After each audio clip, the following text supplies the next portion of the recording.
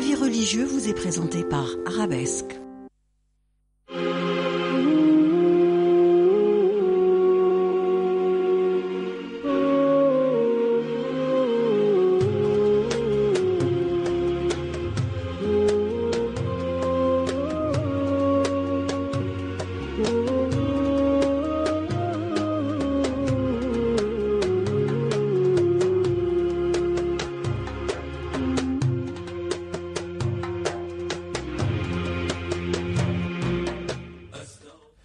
بسم الله الرحمن الرحيم وصلى الله وسلم وبارك على سيد الأولين والآخرين سيدنا محمد صلى الله عليه وسلم وآله وصحبه أجمعين. Chers sœurs, chers frères, marhaba bikoum. Merci d'être fidèle à votre émission Avis religieux. Dr Johri, marhaba bik. Et cette émission, nous allons la consacrer pour les questions qui nous sont parvenues par email, sont si nombreuses. Donc, nous n'allons pas ouvrir la ligne téléphonique. Nous nous excusons auprès de nos chers téléspectateurs. Donc, ça sera spécialement pour les questions qui nous sont parvenues par email. N'est-ce pas, Dr Johri? Et nous allons commencer. Notre email, nous le rappelons toujours, c'est avis religieux, tout attaché, @gmail.com, ça s'affiche sur l'écran. Docteur Joël, la première question, pour laquelle j'ai une question un peu délicate et gênante. Oui. Est-ce qu'après avoir eu un gaz, est-ce qu'il est obligatoire de faire les sinja avant de faire les ablutions? Merci, non. Bismillah, wassalatu wassalamu ala rasulillah wa ala alihi wa sahbihi wa man wala. On peut s'interroger sur n'importe quelle question concernant notre pratique quotidienne de la religion. Ça ne relève pas de quelque chose de gênant. Pour être toujours en conformité avec les enseignements, oui.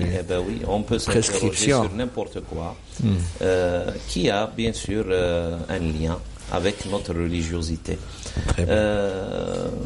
L'évacuation des gaz en général annule bien sûr les petites ablutions, mais en général aussi à 99% on n'a pas accès on n'est pas obligé à refaire l'istinja, c'est-à-dire de se laver aux toilettes, la petite toilette. Seulement directement et accéder directement à renouveler les ablutions, Inch'Allah. Ça, c'est à 99%, sauf s'il y a en quelque sorte un petit doute qu'il y a quelque chose peut-être qui ressort avec cette évacuation-là, quand il s'agit en quelque sorte peut-être d'une maladie. Mais sinon, c'est à 99%, on accède directement au renouvellement des ablutions. Voilà, Inch'Allah. Mon père doit s'acquitter de sa zakat al-mal. Oui. Ma mère s'interroge à savoir, est-ce qu'on doit donner priorité à la famille ou non? Et est-ce qu'il peut partager la somme pour donner à plusieurs personnes? D'abord, la priorité pour la famille. Je commence d'abord par le fait de partager la somme sur plusieurs personnes. Oui, c'est permis. C'est permis de faire ainsi. Même s'il y a un avis de quelques jurisconsultes qui disent que parfois, si on voit quelqu'un qui est vraiment démuni, qui n'a pas de source financière, si on peut lui donner toute la zakat pour l'enrichir, pour le mettre à l'aise pendant plusieurs mois, ou pour qu'il puisse peut-être investir cet argent-là pour qu'il redevienne, Inch'Allah, dans quelques mois ou dans quelques années riche, ça sera un petit peu mieux. Mais c'est permis aussi de partager cette somme-là sur plusieurs et là, Dr Joe, si vous permettez bien, on peut faire la part des choses. Très bien. Entre deux cas. Lorsque la zakat est donnée par le fonds géré par l'État. Oui. Donc l'État veille à ce que, comment sortir cet individu de l'état de besoin. Voilà, c'est ça. Là, c'est dans une stratégie, dans une vision. Donc, pour nous, maintenant, l'Irna, C'est ça. Comment, Inch'Allah, il sera donneur de zakat. C'est dans ce but-là. Mais entre individus, si... Ouais.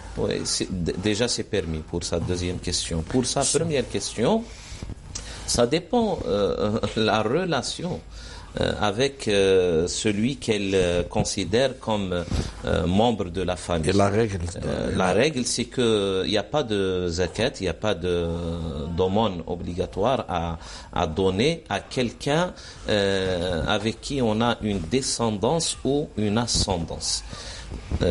Il s'agit bien sûr de l'argent de son mari. Son mari, peut-être, il a des fils, il a des petits-fils, etc. Et il a une fille, peut-être, qui est avec lui, qui n'est pas à la charge de son mari si elle n'est pas mariée. Voilà. Là, ceux qui sont à notre charge par rapport à la législation islamique, on ne peut pas leur donner de notre zakat.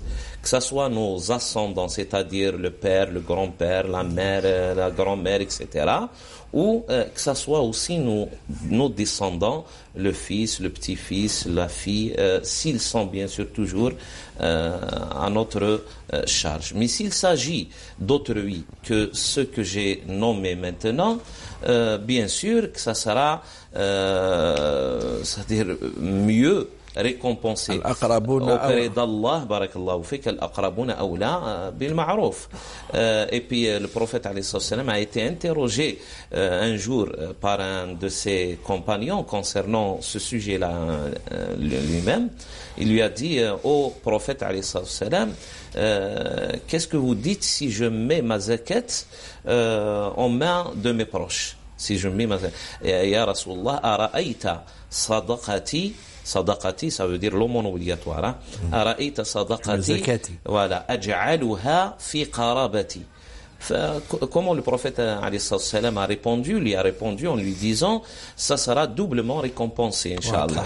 Ça sera récompensé par rapport à la zakat, et ça sera récompensé par le fait d'honorer ou d'observer les liens familiaux.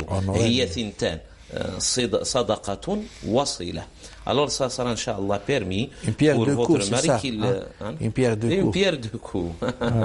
Allah ibarak. Voilà, Inch'Allah. Ça sera permis s'il ne s'agit pas d'ascendant ou de descendant. Voilà. Bon, je suis Khira, j'habite à Nice. Oui. Je souhaiterais être éclairé. Inch'Allah. Voilà ma situation. Je suis divorcé avec 3 enfants. Le père de mon premier fils habite en Algérie et n'est jamais venu en France. En 2012, je me suis remarié. Mes 2 derniers enfants ont leur père qui réside à Nice, à 100 mètres de chez moi. D'accord.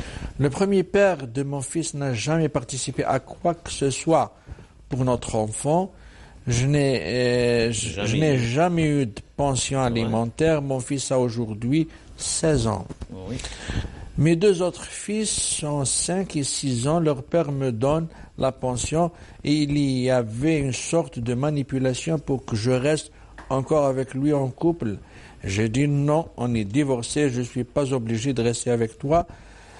Il a tout coupé, ni de pension alimentaire depuis juin 2018 et même les enfants, il les prend que le samedi après-midi ou dimanche après-midi, alors qu'il habite pas loin, juste à 2 minutes de chez moi. La question de que dit l'islam sur cette situation? S'il vous plaît. Bon, elle est divorcée 2 fois, c'est-à-dire.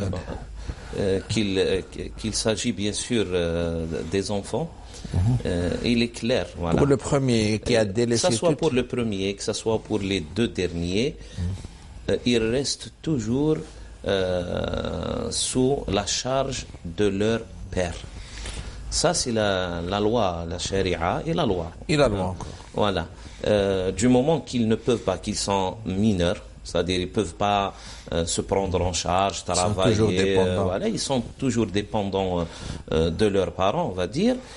Ils sont shar'an, c'est-à-dire par la charia islamique. Religieusement parlant, barakallahu fik.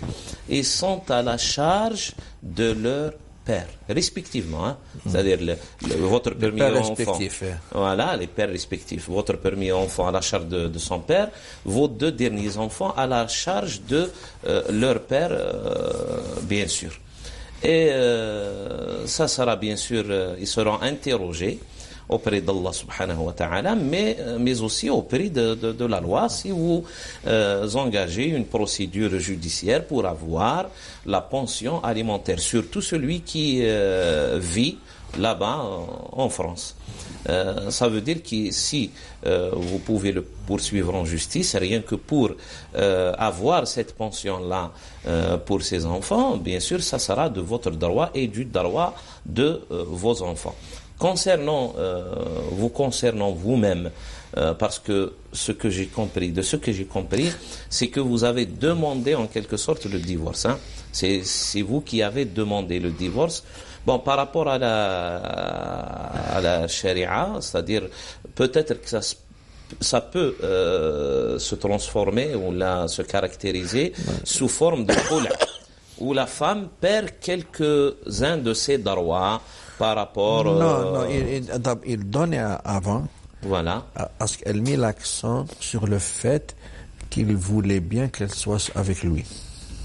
Elle reste avec lui. Ah non. Ah non, voilà. Là, c'est... Peut-être qu'elle fait allusion justement à ce détail-là. Ah ben oui. Par rapport à Mawqif Sharia. Ah ben oui, bien sûr. Une fois divorcé, une fois là... il y avait une sorte de manipulation pour que je reste encore avec lui en couple.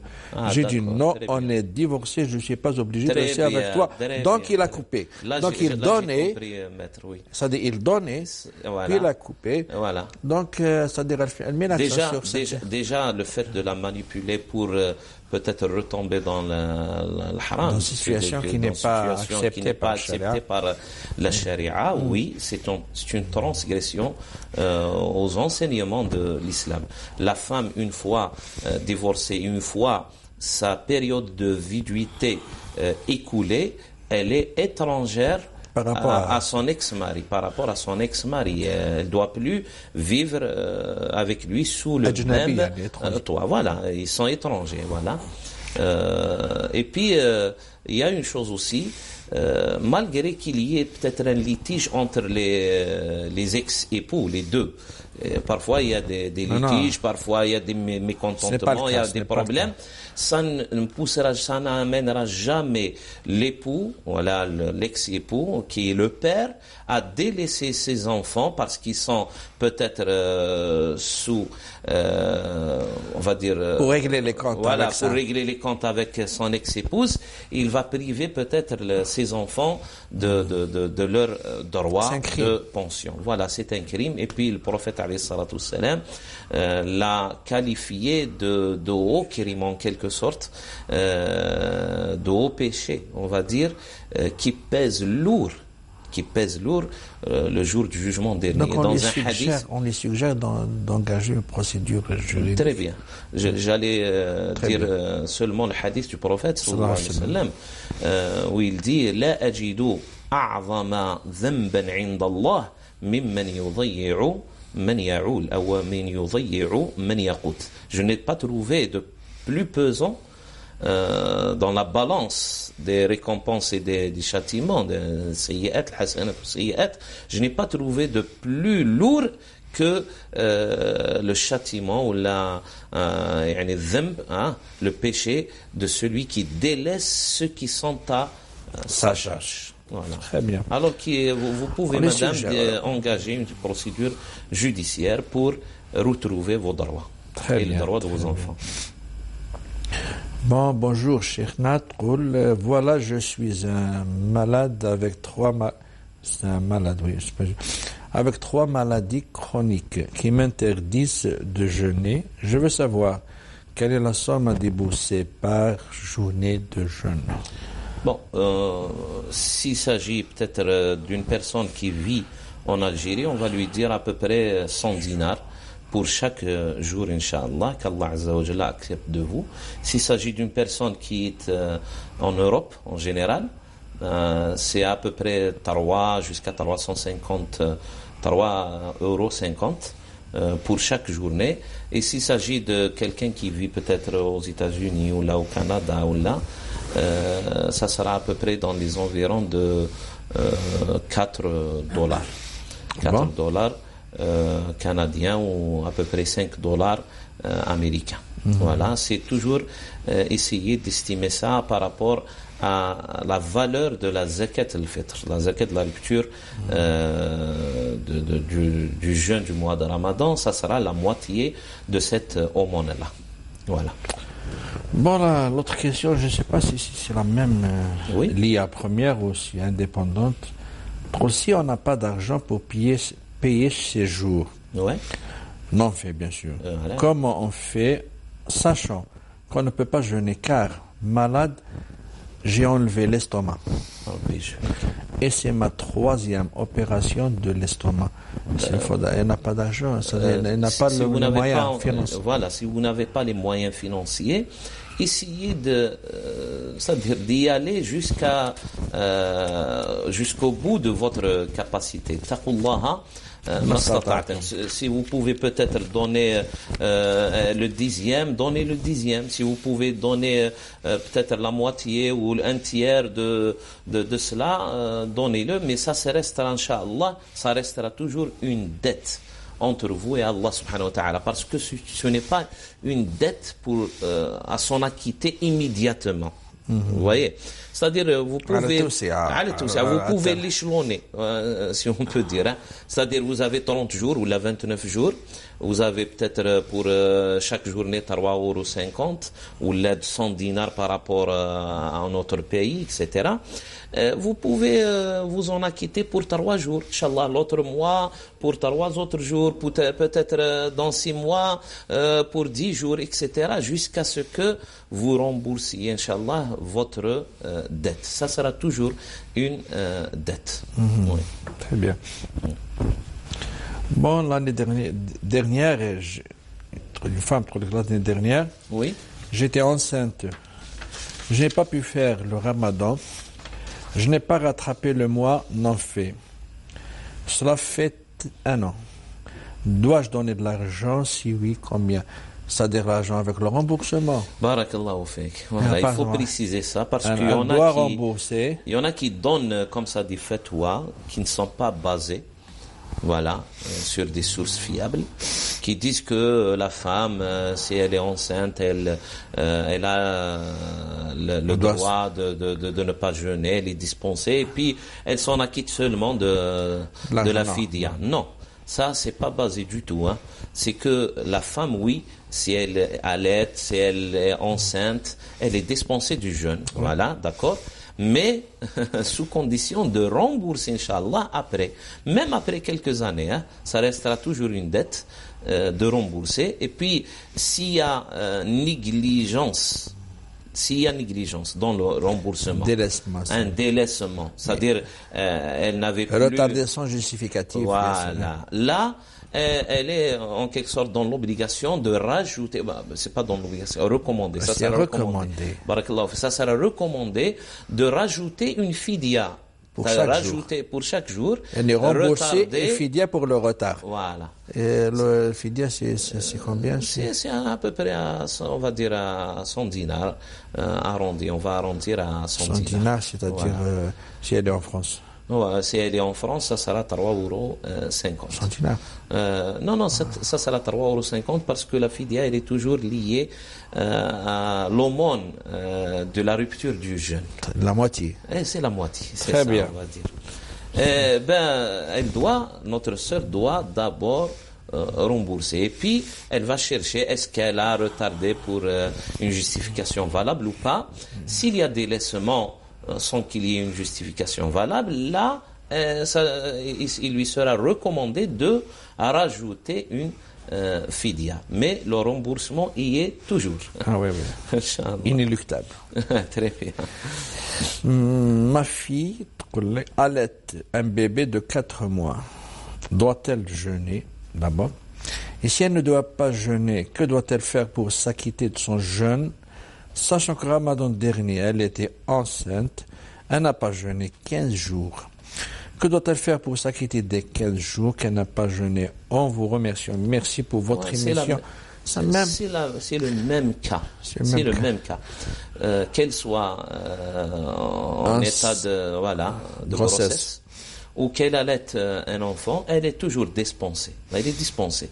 Mais elle doit toujours rembourser. Uniquement remboursé. Oui, et puis s'il y a délaissement après des années, elle a oublié, elle a délaissé ça sans qu'il y ait un empêchement qui l'empêche de jeûner, voilà, plusieurs ramadans qui se sont écoulés, là, il lui sera recommandé de rajouter une fidya. Mais reste toujours docteur à mettre le point sur cette idée-là, c'est que la femme qui allait ou la femme enceinte doit rembourser ses journées non jeûnées. Pour plus d'éclairage, docteur Djouri, si elle n'a pas délaissé, c'est-à-dire après l'arrêt de l'allaitement, elle s'est mise à rembourser, donc elle n'a pas de fidya. Voilà, elle n'a pas bien sûr à rajouter une fidya.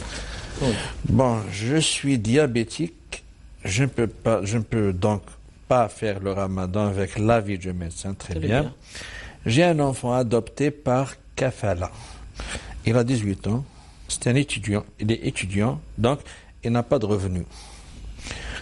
Comme il vit chez moi, est-il possible que je lui donne la fidya du ramadan? Bon, c'est une question un petit peu ambiguë, on va dire. Parce que déjà vous dites qu'il est sous votre charge, il est à votre charge. Si c'est une femme ou c'est un homme, est-ce que ça diffère? Ça diffère, oui. Oui, c'est vrai, c'est vrai.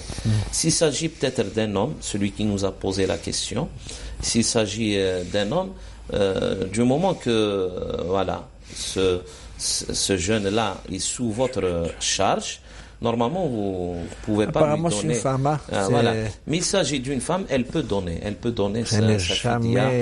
Elle n'est jamais liée à quelque chose qui est lié à la charge. Très bien. À prendre en charge quelqu'un.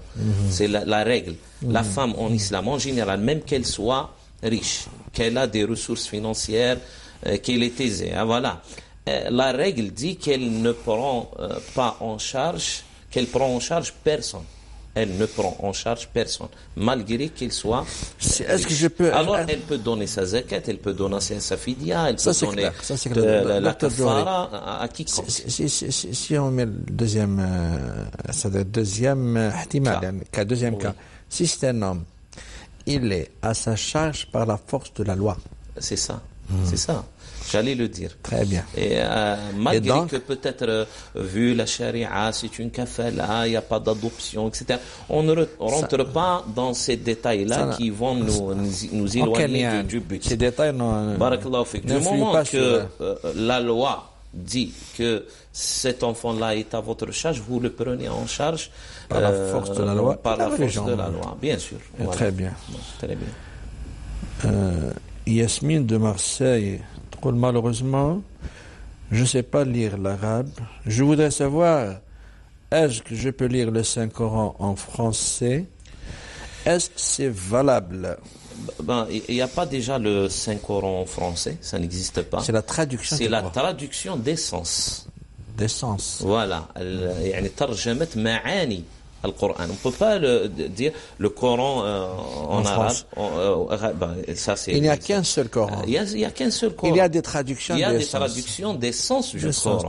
Voilà. Et ça, cette traduction-là est le produit de la réflexion humaine, on va dire. C'est le produit de la réflexion et de l'effort humain qui a compris quelque sens de la vraie révélation qui est en arabe, bien sûr, et il les a traduits comme il les a compris. Alors on ne peut pas le qualifier de cette appellation-là, le Coran en français, ou là le Coran en anglais, ou là le Coran en tamazight, ou là n'importe quelle langue du monde. Hein.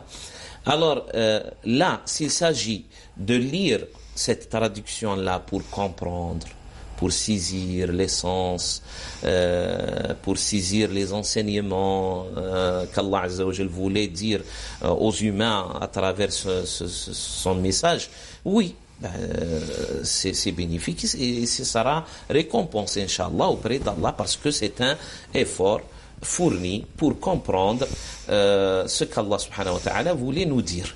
Mais dire que je lis le Coran en français pour avoir la récompense de chaque mot, la récompense de chaque lettre, de chaque caractère, comme il s'agit bien sûr du fait de le lire comme il a été révélé, non, ça ne prend pas la même récompense. Voilà. Mais quand même, bien sûr. Vous aurez la récompense, même en le lisant en français. C'est comme quelqu'un qui lit l'exégèse du Coran, même en arabe. Donc c'est valable, mais l'exégèse du Coran. On fait pas la prière avec la traduction du Coran déjà. Il y a toujours tadarus al-Qur'an, tadarus, c'est-à-dire essayer de comprendre. Essayer de le comprendre, de comprendre l'essence, les buts, les finalités, voilà. Ça, c'est toujours récompensé. Le prophète alayhi salam nous a parlé d'un groupe de musulmans qui peuvent se réunir dans une mosquée pour réciter le Coran et essayer de comprendre. C'est-à-dire, ils essayent en groupe de comprendre l'essence du Coran. ما اجتمع قوم من الأقوام في بيت من بيوت الله يتلون كتاب الله ويتدارسونه فيما بينهم إلا نزلت عليهم الرحمة أو نزلت عليهم السكينة وغشيتهم الرحمة وحفتهم الملائكة وذكرهم الله في من عنده ذكرا كثيرا. Alors on aura Inch'Allah au moins c'est-à-dire ce bénéfice-là ou là, cette récompense-là d'être entouré des anges, d'être soumis à la miséricorde d'Allah subhanahu wa ta'ala et d'avoir la paix intérieure, et rien que assise, si vous voulez, des anges, des anges qui sera mieux que notre, c'est-à-dire dans une assise, si vous voulez, des anges, des anges qui sera mieux que notre assise de ceux qui commettent le péché. Nous, ils sont plongés dans le péché. Ils sont sombrés dans le péché. Oui, mais maintenant, c'est une petite parenthèse. On ne peut pas faire la prière avec la traduction de Coran. Donc, on doit lire la Fatiha, une sourate avec l'arabe. Donc, elle a fait déjà l'effort. Continuez dans cet effort parce que le prophète sallallahu alayhi wa sallam nous a dit que quelqu'un qui lit le Coran avec des difficultés, il sera doublement récompensé. Très bien, très bien. من قرأ القرآن وهو عليه شاق يتأتأ فيه وهو عليه يعني avec des difficultés فله أجران. Vous serez doublement récompensé. Donc nous vous suggérons de fournir de l'effort dans ce sens. Pour au moins apprendre quelques sourates, avec la sourate del-Fatiha qui est obligatoire pour tout musulman qui pratique la prière. Celui qui ne lit pas, qui ne récite pas la Fatiha dans sa prière est annulée. Voilà, et non valable. Très bien, docteur Djouré, c'est bien clair. Une petite pause, docteur Djouré. Nous revenons, Inch'Allah, après ce petit spot.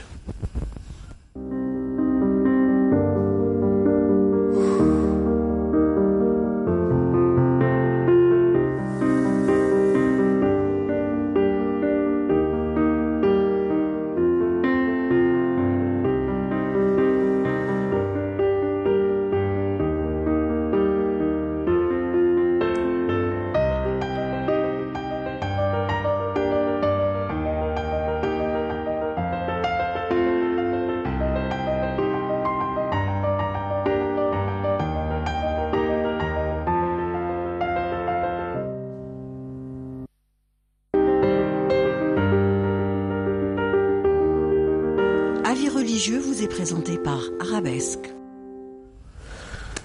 Marhaba bikoum, vous, docteur Djouré, nous continuons avec les questions qui nous sont parvenues. Je rappelle que cette émission, ce numéro bien sûr, est consacré seulement en questions qui nous sont parvenues par email, sont si nombreuses.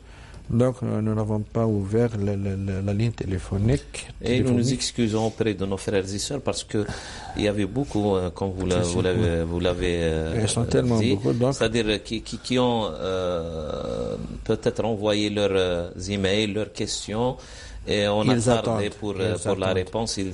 Voilà. Très bien. Nous excusons auprès d'eux.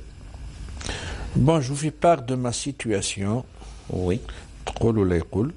Je peux faire le ramadan car je suis sous chimiothérapie. Rabbi Shafi. Inch'Allah. Je souhaite avoir si je peux donner ma fidia à mon fils marié avec un enfant à charge, mais qui ne vit pas avec moi. Il a partagé quelques repas à emporter avec moi pendant ce ramadan et sa situation est précaire. Il vient juste de retrouver un emploi en CDD. Déterminé. Son salaire de 1000 euros lui permet juste de payer son loyer. Après paiement de ses charges, il ne lui reste plus rien pour subvenir à ses besoins au quotidien. Je l'aide financièrement tous les mois avec tout ce que je peux. Je vous remercie de votre réponse car je suis perdu. Bon, avec eux, donc c'est une femme. Je suis perdu. Oui. Je suis perdu, les avis différents, c'est pour cela que je fais appel à vous. C'est une femme. Voilà. Donc, bon. ça influe sur la réponse. Ça influe sur la réponse, mais il y a un petit détail au début de sa question qui peut nous orienter vers une autre réponse. Hein, voilà. Aller dans la facilité. Quelqu'un qui nous parle de chimiothérapie, ça veut dire qu'il est atteint d'une tumeur, d'un cancer. Vous voyez? Il faut toujours se mettre dans l'espoir qu'elle soit guérie. Voilà, c'est ça. Oui. C'est le détail. Inshallah, Rabbi Shfiha, Allahumma anta shafi la shifa illa shifa. Donc le cancer, est-ce que Docteur Johari, je ne sais pas. Est-ce que le cancer est guérissable? C'est pas une maladie chronique? C'est pas une maladie chronique. Alhamdulillah. Donc c'est une maladie qui peut amener le malade à la mort, mais aussi il y a espoir. Ce n'est pas la maladie. Mais quand même, c'est pas considéré comme étant une maladie chronique. Donc elle n'a pas à sortir une fidia. Voilà, c'est ça. Elle doit attendre, Inch'Allah, la guérison et rembourser ses journées. Très bien. Et continuer à l'aider. Voilà, très bien, c'est ça. S'il s'agissait de quelqu'un qui était atteint d'une maladie chronique, il s'agit d'une femme, voilà, là, elle a tout le droit de donner sa fidia à son fils, parce que elle n'a pas quelqu'un sous sa charge, selon les enseignements de l'islam. La femme n'a pas à prendre en charge quiconque. Ya Rabbi, voilà. Vous serez guéri. Elle n'a pas à s'en acquitter d'une fidia. Mais vous là, Inch'Allah, elle doit attendre. Mais puisque vous précisez que vous l'aidez tout le temps, hein? Elle continue à l'aider, hein, mais vous serez récompensé. Mais pas avec cette idée de s'en acquitter de la fidia, parce que elle n'est pas concernée par la fidia. Voilà. Vous attendez, Inch'Allah, la guérison dans vous n'avez quelques pas cette charge mois, pour l'instant. dans quelques années.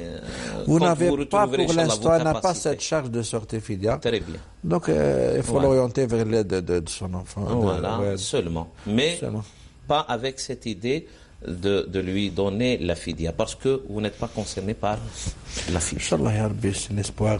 Ya Rabbi, Inch'Allah, Salam, je souhaite vous poser une question. J'ai adopté un petit garçon qui vient de l'orphelinat en Algérie, qui a maintenant 2 ans, et alhamdoulilah, je dirige aussi une association pour les orphelins du Maghreb, en particulier l'Algérie. Alhamdoulilah, je reçois des dons. Ma question est de savoir si j'ai le droit de profiter de certains dons que je peux utiliser pour l'enfant que j'ai adopté.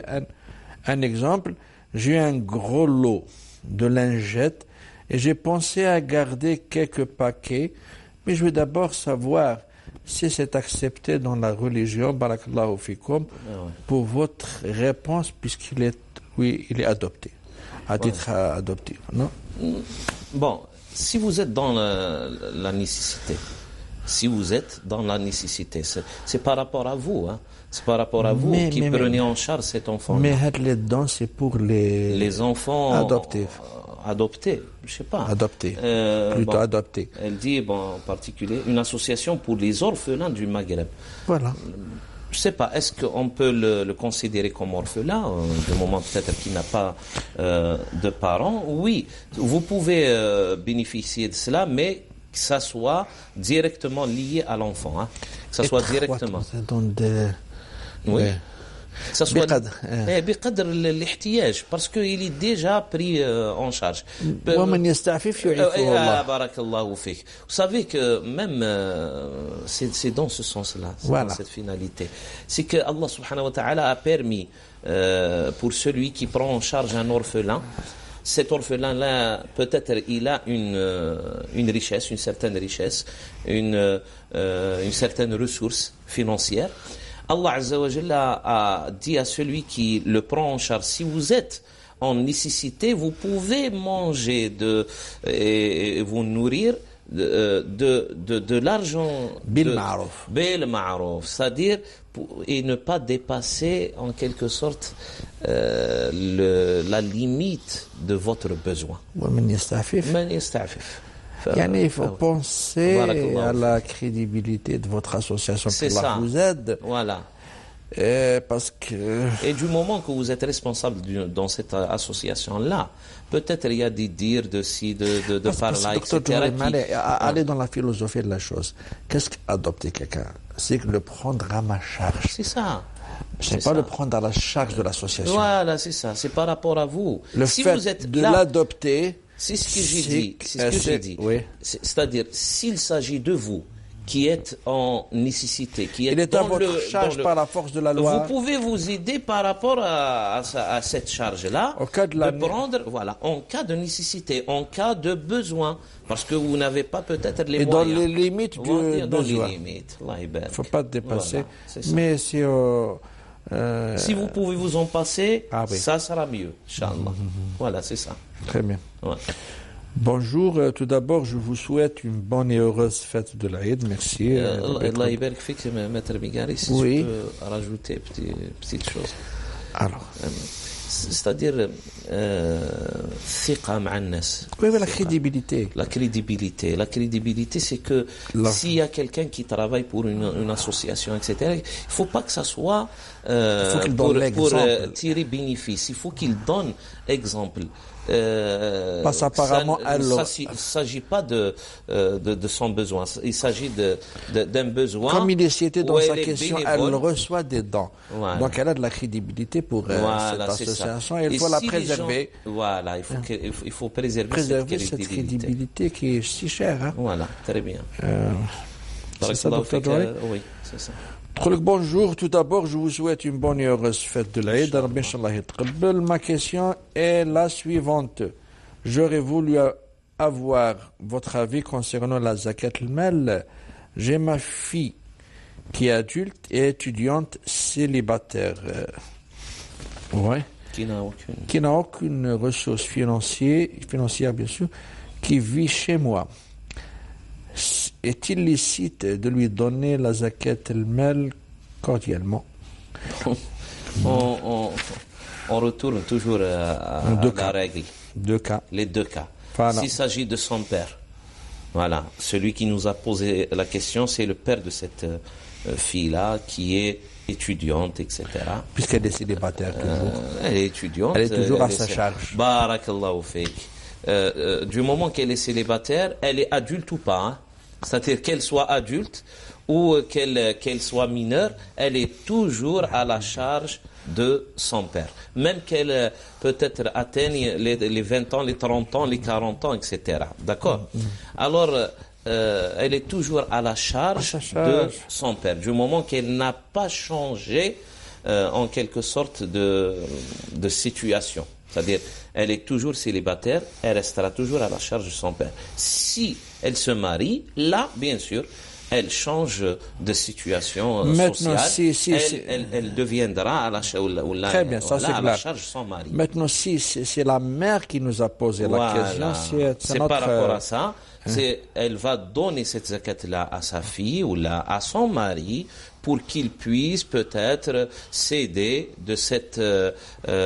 par cette zakat-là à subvenir aux besoins existentiels de sa fille. Là, elle a tout le droit si, bien sûr, le mari est dans le besoin, ou là il donne pas assez à ses enfants, il les délaisse, il les néglige, etc. C'est peut-être un époux qui néglige la nafaqa de ses enfants. Elle a bien sûr le droit de donner sa zakat à sa fille directement. Voilà. Très bien. C'est toujours cette règle. S'il s'agit des ascendants et des descendants, on va voir d'abord quel est le concerné par rapport à l'acquittement de cette zakat. S'il s'agit d'un homme, on va appliquer les règles. S'il s'agit d'une femme, il n'y a pas d'application de règles dans ce sens-là, parce que la femme peut donner sa zakat à quiconque du moment qu'il a besoin, qu'il est dans une nécessité. Voilà. Très bien. Très bien. Ma question, pour les rôles, Oui. je ne sais pas. Quelqu'un qui ne prie pas, ne fait pas la prière, Oui. peut-il égorger un mouton? Car beaucoup disent que non. Du moment qu'il est musulman, on le considère musulman. Voilà, il se dit qu'il est musulman, peut-être il jeûne Ramadan. Il n'est pas pratiquant. Il n'est pas pratiquant. Il y en a beaucoup, hein, Bien de ce que type, pour la c'est-à-dire. prière, c'est grave. Ben oui, mais quand même, ça ne rend pas ذبيحة تاعو illicite. Très bien. Voilà, parce que il y en a qui Cheikh Sha'rawi ou Rabbi Rahmou dit que la ilaha illallah Muhammad Rasulullah s'agit de quelque chose qui est inscrit au sein du cœur de tout musulman. Est-ce qu'on peut dire, selon la logique malikite, de l'école malikite, yukrahu ma'a wujudi ghayrih. Il Oui, est indésirable oui. avec la présence À la d'une présence, autre voilà. qui fait la prière, il peut égorger. Bon, Là- il n'est pas là, interdit, là, mais là, c'est là, khilaf s'il al-awla. s'agit- là, s'il s'agit du sacrifice De l'Eid. l'Eid. Qui est Voilà. un rite. Un rite, barakallahu fik. Mais s'il s'agit d'autres choses, Pour une fête, pour une l'Arab, fête, ou la bashi yذبح برك un coq pour le manger, voilà, etc. au sein du foyer, etc. Non, ça ne s'applique pas. Même pour l'Eid, même pour le rite, le fait qu'il ne prie pas, ça ne rend pas Ça ne rend illicite. pas le sacrifice illicite ou la Mais il est muharram. préférable qu'il Il est soit. préférable, s'il y a quelqu'un d'autre qui pratique la prière, Il est préférable. voilà, qu'il il est soit préférable. Mais sinon, pas de problème. Voilà. Comment qu'on peut dire ذبيحة تاعو ذبيحة تاعو, hein. Oui, Voilà. le fait d'égorger. Voilà, la bête égorgée, voilà, par quelqu'un qui ne pratique pas la prière, mais qui se considère musulman et qu'on considère aussi musulman, est toujours licite. La viande est licite, Inch'Allah. J'ai mes deux filles qui mangent à la cantine en France. Bon, ils ne mangent pas de porc, mais mangent de la viande non halal. Car la cantine ne propose pas des plats végétariens. Je voulais savoir si c'est haram ou autorisé exceptionnellement. Barakallahu fik. Allah yabarak fik. Vous savez, c'est-à-dire, C'est pénible, c'est vraiment... il faut vous organiser d'abord, c'est-à-dire pour exiger du respect de ces instances-là par rapport à votre pratique religieuse. Il y en a des lobbies, il y en a des associations qui ne sont pas musulmanes, mais qui travaillent dans ce sens-là par l'esprit collectif, qui ont vraiment exigé le respect de leurs rites religieux. Je parle entre parenthèses de nos frères juifs. Oui. Voilà. C'est-à-dire, ils ont travaillé pendant plusieurs décennies dans ce sens-là, collectivement, et ils sont imposés, si on peut dire. Ils sont imposés, ils sont respectés, que ce soit dans les écoles, dans des hôpitaux, etc., où il y a de la nourriture fournie aux enfants de la communauté en général, et ils se sont imposés par ce travail-là d'association, le travail collectif. C'est ce qu'on demande. Voilà. On est dans le conditionnel. Voilà, très bien. Dans le subjonctif. Ouais, Maintenant, dans le l'indicatif. Ben, très bien. Là, qu'est-ce qu'elle doit maintenant, en attendant que ça change, Inch'Allah, que ça va changer. Que cette association se forme, maintenant, qu'est-ce qu'elle... On doit dire à nos enfants, s'il s'agit peut-être de viande, etc., de ne pas la prendre. On ne meurt pas si on ne mange pas de la viande. On peut manger autre chose. Peut-être qu'on leur oblige. Non, on n'oblige pas un enfant, de ce que je connais. Hein. On n'oblige pas un enfant à manger quelque chose qui veut pas manger. Alors il peut manger autre chose, il peut manger du yaourt, il peut manger du poisson s'il y en a, il peut manger peut-être de la salade s'ils fournissent la salade, des œufs, que ça soit cru, que ça soit, c'est-à-dire bouilli, etc. Il peut manger du pain, etc. Qu'il emmène avec lui. Non, le pain de la cantine. C'est-à-dire, il va s'abstenir seulement de manger de la viande. Malgré que peut-être qu'il y a même des soupes, peut-être qui sont préparées à base de cette... Mais elle précise qu'on ne propose pas des plats végétariens. Là, c'est à vous peut-être de gérer. C'est à vous de gérer. Si vous pouvez peut-être prendre votre enfant pendant cette période-là pour ça dépend le règlement intérieur de l'école. Le règlement. Donc on ne peut pas vous dicter ce que vous devez faire. On ne peut pas vous dicter, c'est selon le règlement de l'école, etc., les moyens, etc. Ouais. Mais si vous voyez que vous avez fourni tous les efforts nécessaires pour trouver une solution. Et vous n'avez pas abouti à quelque chose, à quoi que ce soit. Et bien sûr, la nutrition pour un enfant est très demandée. La nutrition est très importante. On ne peut pas laisser un enfant au quotidien sans manger le midi, etc. Si vous jugez que c'est une contrainte, là, ou là il y a une difficulté, il y a toujours une facilité. C'est Allah, mais il est impératif de s'organiser. Très bien. C'est ça. On est un citoyen. C'est ça la solution, c'est ça. Pas pour sortir. C'est-à-dire d'essayer de faire de la pression, on va dire, par des associations, par des collectifs, par peut-être même... Ce n'est pas la mer à boire, l'école.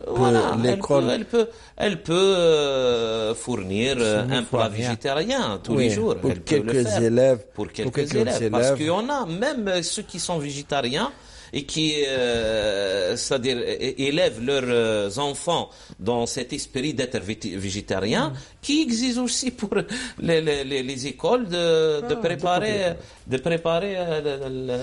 plats végétariens. C'est dans ce sens-là, sans être dans l'extrémisme religieux, etc. C'est un droit de citoyen. C'est un droit de citoyen. Là, si on donne avec le respect et on donne aux élèves une leçon pratique de vivre ensemble. Ouais. Si on doit accepter tous les pour ce principe, là pratiquement bimithel, les élèves assistent à une scène de vivre ensemble, du respect de l'autre. Je peux être ce que je veux. Oui, c'est ça. C'est déjà c'est un constituant de la laïcité, du principe de laïcité. C'est l'État de respecter toutes les même distance à toutes les tendances, toutes les croyances, etc. Donc, essayer de s'organiser pour demander. Si ça n'aboutit pas, à l'amiable, c'est-à-dire, c'est pas une revendication ou la faire du non. On l'a dit que vous êtes végétarien ou khalas. Dans ce cas-là aussi, ils sont contraints de un élève végétarien n'a pas le droit de vivre. Oui, il a le droit d'être ce qu'il veut. Oui. C'est dans ce sens-là. C'est pas un signe. Donc, essayez de faire l'effort dans ce sens, Inch'Allah. Rabbi yaftah bikoum. Donc, Là, je souhaiterais avoir des réponses sur l'achat d'une maison à crédit en France. Je sais qu'il y a une fatwa d'inspiration de l'école Hanafite qui autorise l'achat sous condition. Non, c'est pas Hanafite, c'est l'esprit de la charia. Est-ce qu'aux yeux d'Allah, si j'achète une maison à crédit, cela pourrait m'être reproché au jour du jugement dernier? Ou alors, est-ce que le contexte me permet de quitter la location afin de devenir propriétaire qui paye? C'est la même question qui revient toujours. Alors, docteur Jouhri. Ça a été tranché depuis des décennies maintenant, à peu près dans une minute, trentaine d'années. Qu'il s'agit de nous... plus de temps. S'il s'agit peut-être d'une gêne qu'on ressent par rapport au loyer, parce qu'on n'a pas le bien à notre possession, ça serait toujours une gêne. Et القاعدة تقول الحاجة تنزل بمنزلة الضرورة والضرورة تبيح المحظورات. Pourvu qu'il ne soit pas de luxe, c'est voilà, la nécessité. Ça ne sera pas le deuxième domicile, ça sera le premier domicile. Même en sortant du loyer, c'est ça. Et les pays vous est pour avoir la paix intérieure. D'avoir recours au crédit bancaire. Très bien. Ouais. Docteur Jouhri. Merci pour cet éclairage si précieux. Merci beaucoup. Mesdames, Messieurs, merci de nous avoir prêté votre attention d'ici la semaine prochaine. دمتم في رعاية الله وحفظه والسلام عليكم ورحمة الله وبركاته.